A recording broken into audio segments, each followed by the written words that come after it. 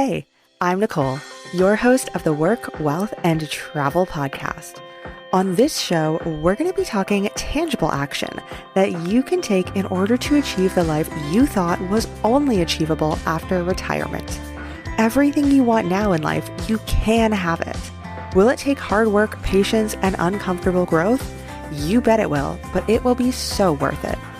On this show, we will be deep diving into the topics of lifestyle design, travel, entrepreneurship, and everything in between. I myself am a global citizen and world traveler who left my home country and conventional lifestyle behind for a life of adventure and following my passions. And that's exactly what I want for you. It's your time to love your work, build your wealth, and create the lifestyle you've always dreamed of. Let's do this.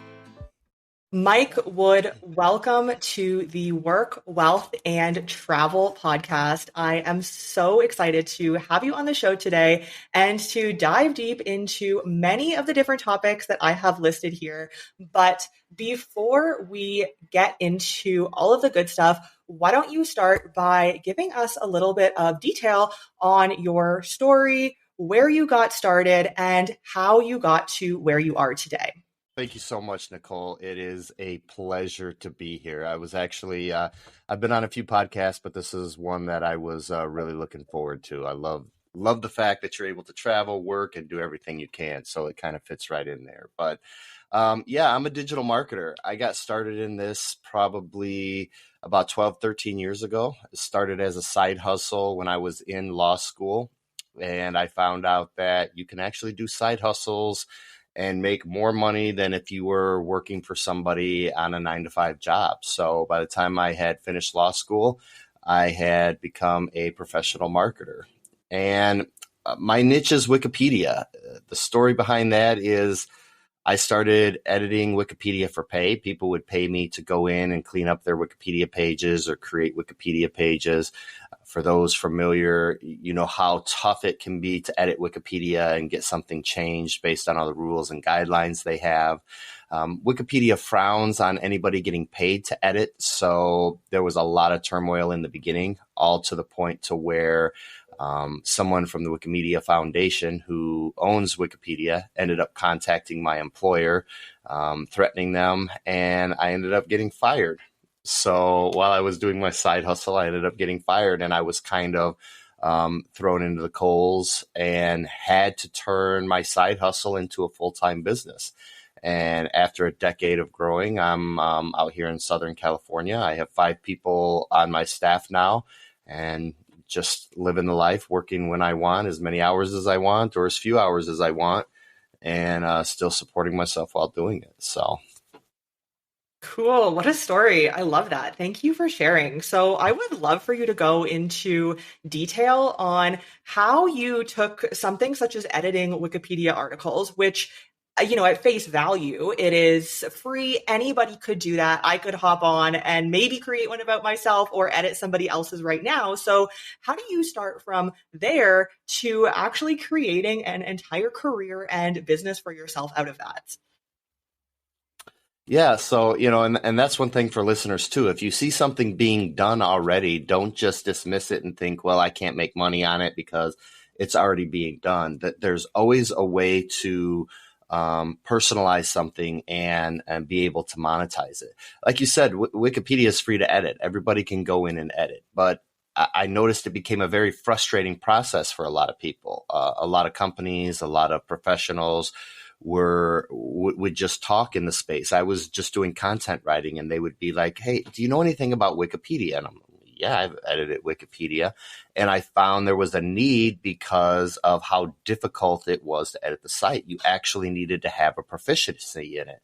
So that's when I actually started charging people to go in, because I had the proficiency to do something that they already wanted to do. Yeah, it's free, but if you want to go in there and make any type of effective change, you need to have a lot of experience. And I'm not just talking about 30, 60 days or getting familiar with the site. I mean, you need to know the editors, the guidelines, the notice boards, the types of references that are needed in order to be able to go in there and do it correctly. So it's just something that started to come, and I grew it from just being a normal content writer into focusing on Wikipedia, since that was my strength. Kind of like Gary Vee says, double down on your strength. So Wikipedia is what was, paying the bills. So that's the avenue that the agency went. And that's what we have been focusing on ever since.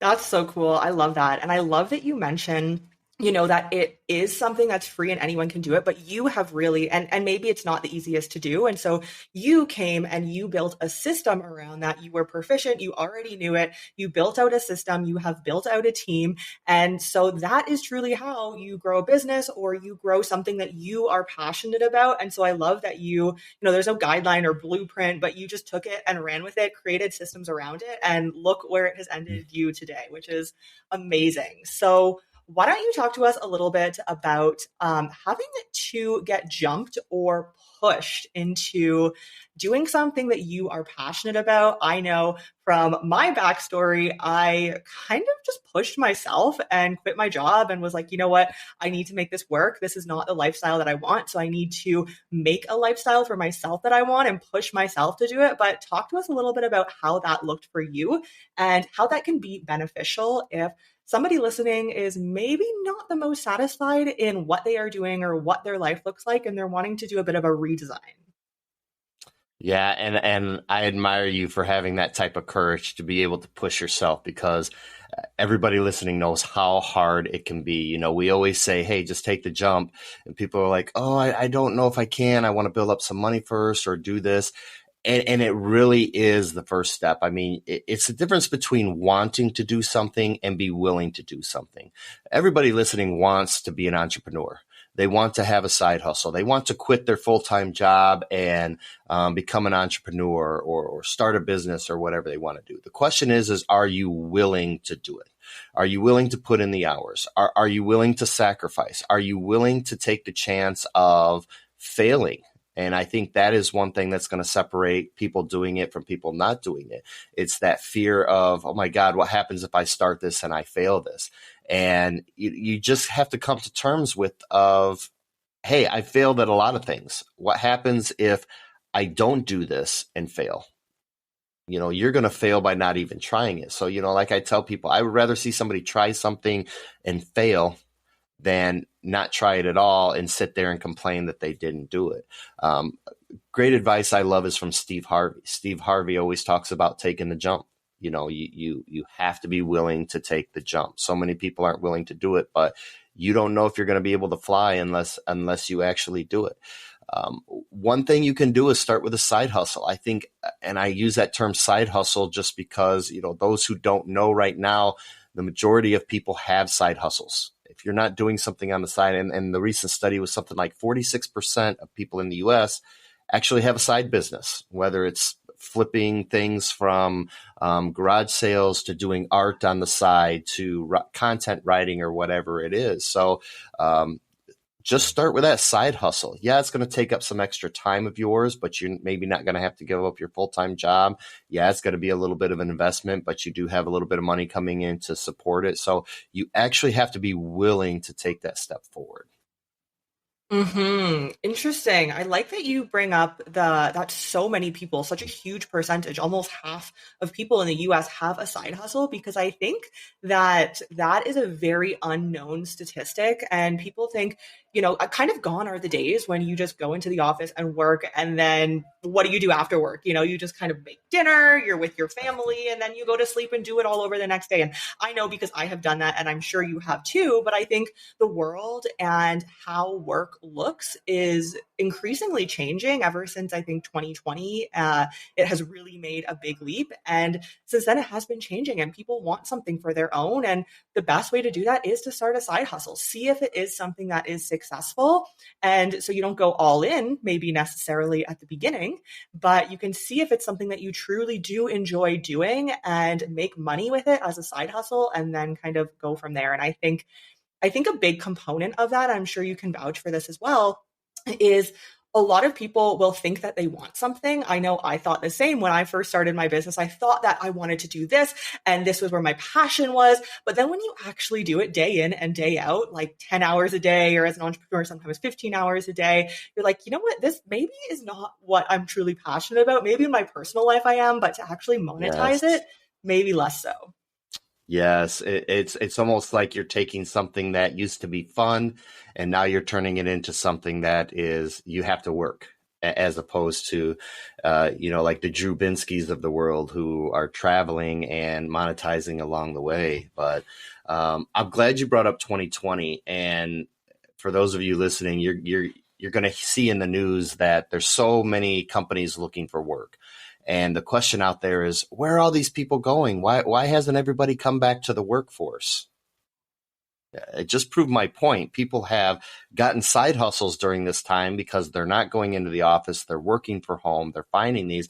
A lot of people are turning these side hustles into their full-time jobs because they're realizing, hey, I can stay at home and make just as much amount of money. Maybe not as much, but I don't have to worry about a boss. I can set my own hours now. I can have more time for the kids, the family, and everything else. So they're turning these side hustles into those. So it's a great opportunity. You're either going to be working on your own as an entrepreneur. Maybe you're not a CEO of a Fortune 500 company, but you're going to have your side hustle, or you're going to be going and doing the 9 to 5 job to support the people who are. So really, it's kind of a transition in the workforce, kind of a generational trend as well. So. Yeah, I really like that you bring up that thought process because thinking back to my journey, and I'm sure yours as well, and many other entrepreneurs who have businesses now, but a few years back, my dilemma was, do I stay in a secure job where I know what the money looks like, but I don't really have any freedom to myself other than my weekends? But then, you have Saturday and then Sunday, you're dreading Monday already. So is it really a weekend?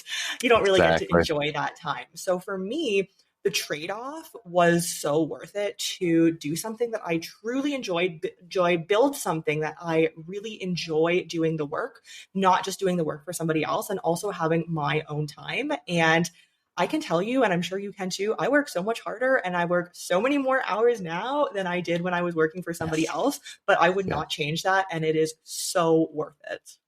Absolutely. And the great thing is you can schedule around it. Like I get to pick my kids up. Like today I'm going at 1:30 to pick my kids up. I don't have to ask my boss if I can have that time off. I'm just going. I put everything on hold.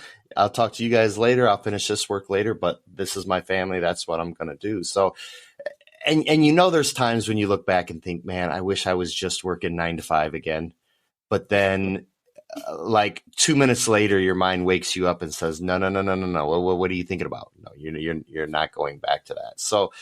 So yeah, there's times when you are working a lot more, but at the same time, you're doing things for you. You're doing things that are fun, and it makes up for the 9 to 5. For me, a 10-hour day, doing things on my own of what I want to do as a professional goes so much faster and so much easier than having to wake up, make sure I'm there at 9. I've got a meeting at this time. I get to eat lunch at this time and then go home at this specific time and hope I don't get an email from my boss tonight, which is going to, make me anxious and get me nervous about whatever is going on tomorrow. So yes, there's the drawbacks of being self-employed or doing the freelance, but it is so much better than going in and getting your butt kicked every day by the man.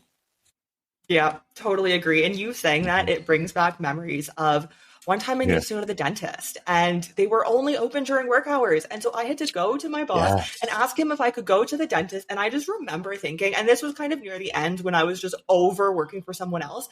And I just remember thinking, this is such bullshit. Why do I have to ask to go to the damn dentist? And that will always stay with me. And then from there, I was like, I'm done working for someone else. I'm done. Yeah, exactly. And the work culture is changing because of that. I'm just in the beginning of Gen X. So, but now with Gen Z, millennials are kind of changing that workforce now to where companies are starting to be a little more lenient towards that stuff. But I say it's too little, too late. they held on to a lot of workplace cultures that are outdated. Now, I'm not saying employees should be able to come in whenever they want, but like right now, you have some companies forcing people to come back that are working remotely. And my question for them is I actually have them for business consulting. They're like, should we bring people back? My question is the work getting done? Yes or no? Yeah. Okay. So what's the difference between having them in or having them not? It's going to be the feelings that they have towards your company. Are they going to feel like they want to stay with you or move on? Sometimes you have to do it, but if it's not something that has to be done, we're living like your generation. You guys are more fluid. You guys are more changing. So work with them. Whatever's going to bring out the best in that employee, go ahead and do it. So Yeah, I completely agree. too little, too late. We're out working on our own now. So Yep, totally. yep. All right. So let's chat about what worried you when you first left your job and started to create something on your own. What worried you, and what were the thoughts that were kind of going through your mind when you were like, I don't have a fallback anymore? Money, absolutely. Anybody who sits on this podcast and you ask that question too, that says anything other than money is lying, because you know as well as I do, money is the number one. You're worried, am I going to be able to pay my bills? Am I going to have to file bankruptcy? Am I going to get kicked out of my house? Are my kids going to be okay? Money is absolutely the number one. And I think that's what holds a lot of people back. So I tell people, have a little bit of self-reflection and look back on your life. Now, I grew up poor. I didn't come from a family with money, but I can tell you, we always found a way to survive. There was always a day when we had food on the table and a roof over our head. Maybe it wasn't the best roof. Maybe it wasn't a mansion. I was always able to get to school. Maybe it wasn't in a fancy car. Maybe it was on the bus, but there was always a way to work out. So look back on your life and you'll be able to see that you have always been able to provide. Again, maybe you're not going out to Red Lobster every day, but you're still eating. So keep those types of things in mind. And when you start worrying about money, just know that you've always been able to find a way to survive. You're always going to be able to find a way to survive. Maybe you get into a venture and need to quit and get a job to get money to pay your bills. That's going to happen. But if you don't take the leap, you're going to be poorer than if you didn't. So Yeah, I really like that mentality of, are the cutbacks going to be worth it to start building up something of your own? And I think for a lot of people similar to you and I who are business owners, the answer will be yes, it is worth it to have a little bit less and to cut back a little bit instead of living maybe a more lavish lifestyle that you can afford when you work for somebody else, but you're giving up something else, which is your time, which I think is much more valuable. And of course, that's the only asset that you yes, really, truly can't get back. yes, absolutely. Time and your name are the two things that are very important in anything you do, because your time is going to be what you charge for. Doesn't matter what you're doing, whether it's you're creating a product or service, it's still your time that you're valuing. How long does it take you to do that? And the other thing is your name. Other people are doing the same things that you're doing. There's people out there that are doing the same thing I'm doing now that they found it's a lucrative business, but my name is known in the industry. It's very well respected for what I do. So, more people come to me than just go to any other service. So yeah, holding on to those are great. And it's easy to say, don't worry about money. It's like telling a 6-year-old to go drive a car. They don't have the ability to do it, and a lot of us don't have that mindset to do it. But it really is something that you have to overcome. Don't wait till you have money to do it. The money is always going to come. It's going to come and go. But a side hustle, getting into something that you want, becoming an entrepreneur, it's going to build wealth to where income isn't going to matter anymore because you're going to have the wealth behind it. Yeah, totally. I like that you mentioned that because I think a lot of people think very short term and they think, oh, but I can get the 5,000 or 10,000, whatever amount of money every single month. And that's great. And that in the next year or two while you're building something could be very beneficial. But in the long run, exactly like you said, that paycheck every month is not going to matter when you have truly built something that is so much more than just whatever monthly paycheck you used to be getting. And something that you have a name for, that is yours, that you own, that you are proud of. I really like that you mentioned name in there as well. And I think a lot of people don't mention that, but it's so important that if you are building something for yourself, and I'm sure you and I feel the same way about this, it's so important to have that credibility and have a good reputation with your name and the name that's attached to you. Yes, 100%. People are listening to your podcast for a reason. That's all I'm saying. And it's maybe not because I'm on it, but because you're here. You've built your name, you've built your reputation around what you do, and that's why people are tuning in. So now your name is what's getting that audience. And it's the same thing with the side hustle. You treat people right, you do good at what you're doing. Don't be an a-hole, and you're going to have people that come back to you. So my wealth right now isn't my income. I don't look at my monthly income of how much I have coming in and going out. I mean, it's budgeted and scheduled. My wealth is my client base, because those are the people who have come to me, who are coming back to me, who are treated well. And that's where my referral business comes to. I would say close to 75% of my business is my referral business. So yeah, I've had to build up and maybe not charge those people as much money, but that's where all my current income comes from. So fame is important. Famous last words spoken by Mike Wood. I love that. I think that is so undersaid in the industry. But if you want to have a good reputation, you ensure that you have a good reputation, you do quality work for your clients, it will always keep coming in the door with referrals. And it really just comes back to who you are and what is your reputation. So thank you for sharing that. I think that is really important. That is often undersaid. So let's chat about common forms of monetization. I know that you have many sources of income coming in. So would you feel comfortable to share what those look like and how you started building multiple streams of income and different forms of monetization for yourself and for your business? Yeah, absolutely. And a lot of mine isn't necessarily monetization through advertising. It's just basically expanding the scope of what I do and how I offer what I do. So it's not like I'm learning new things or offering new services. I'm offering the same services, but offering them in a different way. So as a freelancer, obviously I do the content writing, the focus is on Wikipedia, but I found that a lot of people were always asking me for more information about how to use Wikipedia for marketing, how to do different types of digital marketing. So I went ahead and I started writing articles up to present to people so I didn't have to answer these questions. And then I thought, I can't just give all this advice away for free. So I started posting some of it on there, turned it into books. So now I've published 2 books. I've published a third that's coming out, turned them into ebooks. So now I'm starting to get a little bit of passive income on that. Then I noticed a lot of clients come to me, they were getting advice and then going and doing things on their own. So, okay, so now I'm charging for consultations, but what if I could teach them how to do their own marketing? I'm not trying to corner the business. There's plenty of work out there for marketers because everything is online now. So I started making courses for people so they could learn how to do their own marketing, how they could edit Wikipedia for pay, how to do different side hustles. So they're able to get, I'm able to get residual income or passive income from things that I normally wouldn't be able to assist with. So people would come and say, hey, I need help with content writing. What's some advice to do? Well, instead of taking an hour to assist one person, I can go ahead and sell a course for $30 and help 100 people in the same time that I could charge $100 to help one. So I can charge less for people to learn what I'm teaching them on the phone, and they can go out and do it on their own. I'm getting the passive income from doing that. So right now, a lot of that for me is moving from being hands-on in the field into everything becoming passive. So that's really helped as well.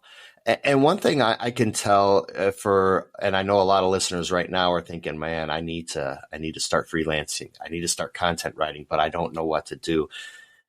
You can do it without any knowledge. One thing I didn't tell you, I had no clue what digital marketing was when I first started. Okay. I was just doing writing off of freelance websites. I was a decent writer, so I started taking jobs.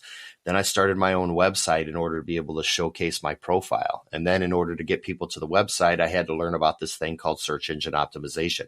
Started doing these things. I had absolutely no knowledge. I have a law degree. None of that has to do with marketing. So right now, one of the biggest ones that I push freelancers for is graphic design. And before you think, oh, I need to learn Photoshop and all this, no, you don't. There's a website out there called Canva. Canva is drop and click. It's how I make all my YouTube covers. It's how I make all my graphics. I know absolutely nothing about graphic designs, but I get emails every day from people saying, oh, how did you create this YouTube thumbnail? Can you do it for me? How much are you going to pay? You go to Fiverr or Upwork, these freelance websites, and people are charging $10, $20, $25 to do it. And it takes 5 minutes to do it. So you have absolutely no experience. You can go to Fiverr, create a profile, sell it to people and say, hey, I'll do an ad creative for you, or I can do a logo for you. You don't need design experience. These templates are all set up. You drop and click. You could be on vacation from your laptop working off of Fiverr, making, an extra $1,000 a week.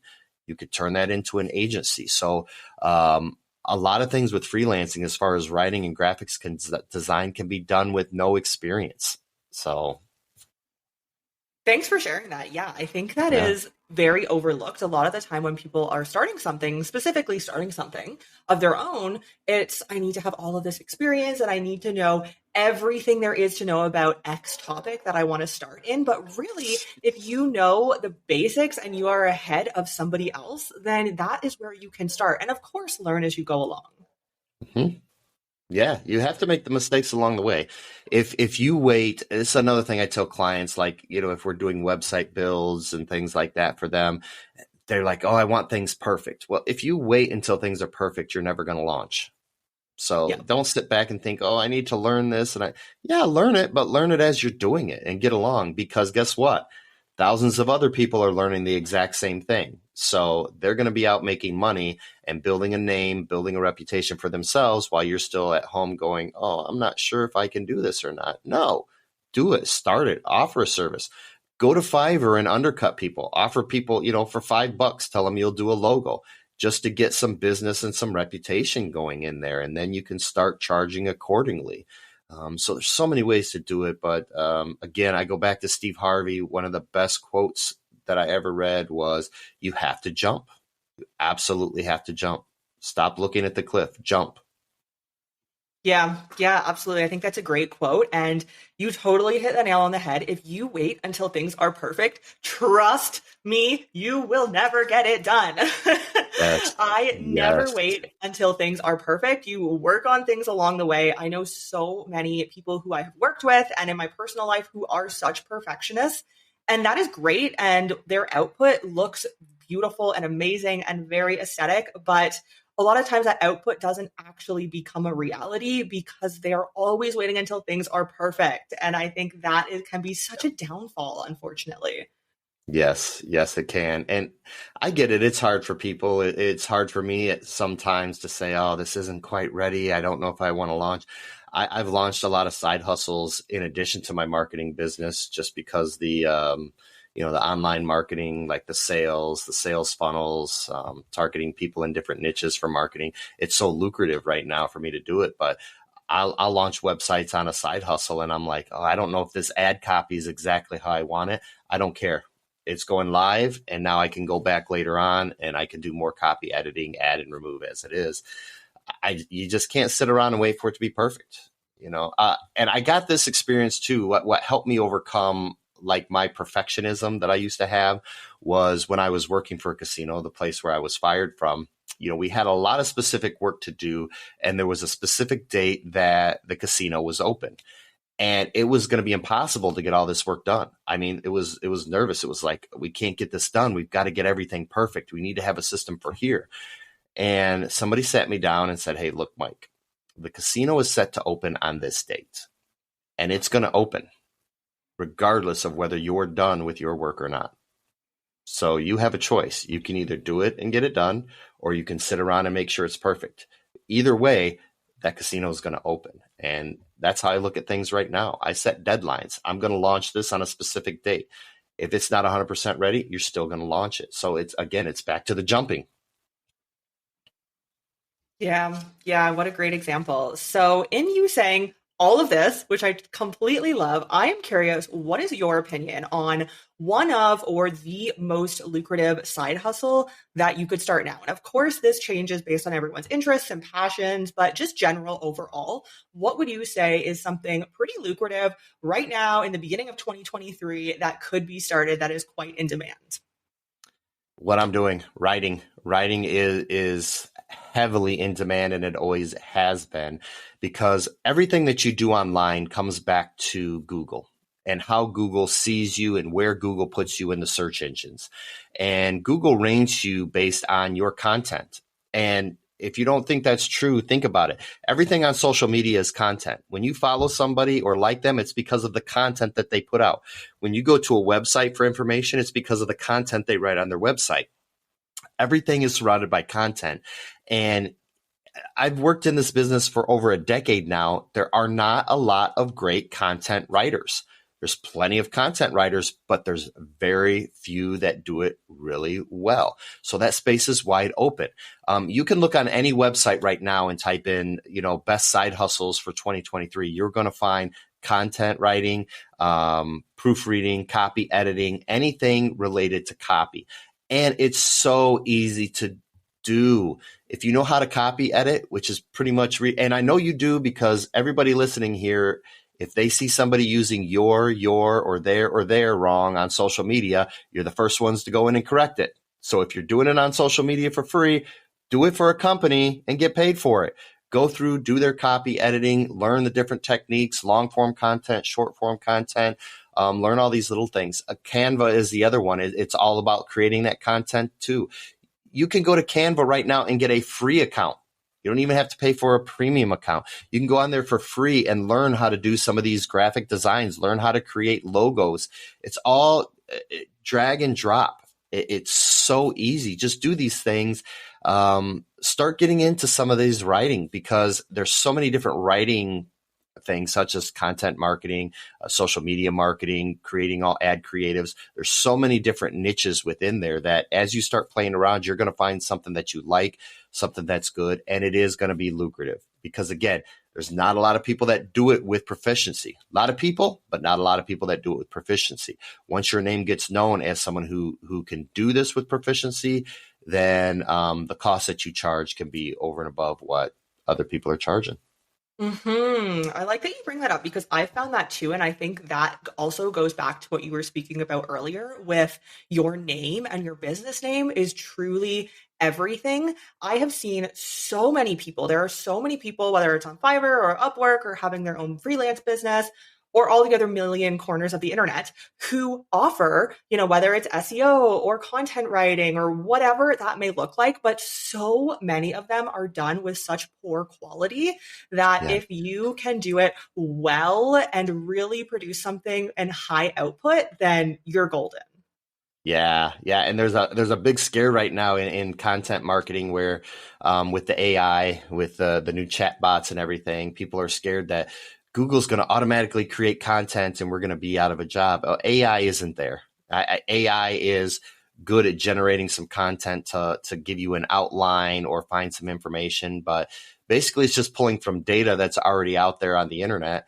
So it's giving you ideas, it's giving you outlines, but you still have to go in and write it. So one trend that you're going to see in the next year, and I warn people of this, bad content writers are going to get worse, because they're going to simply generate AI content and throw it against the wall and see if it sticks.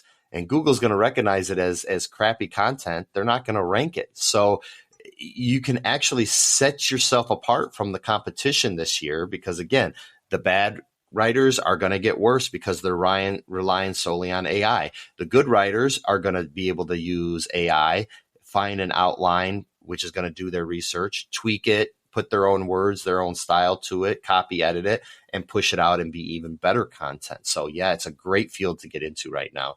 And if you can copyright, I want you. I do copywriting for an editing, but there's so much business for people looking for high quality work. That's why I take on new people to help, because they're just, we can't service enough clients that want that quality writing. Yeah. Hmm. Interesting. Well, yeah, I mean, if you're looking for something and you have the quality, that's really the main piece. hit up Mike. All of his links are in the show notes. So one last question for you before we wrap up. And I'm very curious on your answer on this. If you were to do everything all over again, is there anything that you would do differently within your journey? Yeah, this is kind of a hindsight question. It really is a hindsight question, but I think a lot of the worries and a lot of the fears I let get to me. So some things that I should have gone headfirst into, I kind of dipped my toes into along the way. What took me a decade to build probably could have been done within a year or two. And that's something for everybody to keep in mind. You don't have to wait 10 years to see if something's going to succeed. If you're willing to go head first, you may see results quicker than anybody else. So I think I don't want to call it a regret because I don't regret anything I've done in my life. It's just a lesson. But I apply that to side hustles now. I don't half-ass side hustles. If I'm going to start something, I'm going to go in it. And it's better to fail quickly than to live out miserably to see if you're going to fail or not. So yeah, that's one thing I would have done different is I would have hired more people in the beginning. I would have tried to expand further in the beginning, but it is what it is. So yeah, everything is in hindsight. I like that you mentioned that, of course. And I think that's in business, in life, in everything. Looking back, you can always say, I wish I had done this more efficiently, or I wish I had done this differently. But the journey is the journey. And, you can learn for your next time, for your next side hustle, your next venture, whatever that may be. But I really like that as an answer because I think that, hindsight is everything. And as long as you learn from it, then all the lessons in the past that maybe took a little bit longer are okay. Yes. Yeah. And the journey is better than the destination. You know that. Otherwise, we won't have stories to sit around and talk about on a podcast. Exactly. So, Mike, thank you for being on the show. Before we leave, where can everybody find you? Well, two things. You can find me on my website at legalmorning.com. That's all one word. And no, I'm not going to explain the play on words right now. It's something that came up a long time ago. It just became a brand, but it's legalmorning.com. From there, you can find my YouTube channel, which has a lot of marketing advice on it. And there's also a link to the Legal Morning Marketing Academy where you can find those courses. Social media, of course, Facebook, Instagram. You can find all those links on the website as well. If this episode has served you in any way, I would love it if you shared what you've learned or a part of the episode that you loved by tagging me on Instagram at NomadNeeks.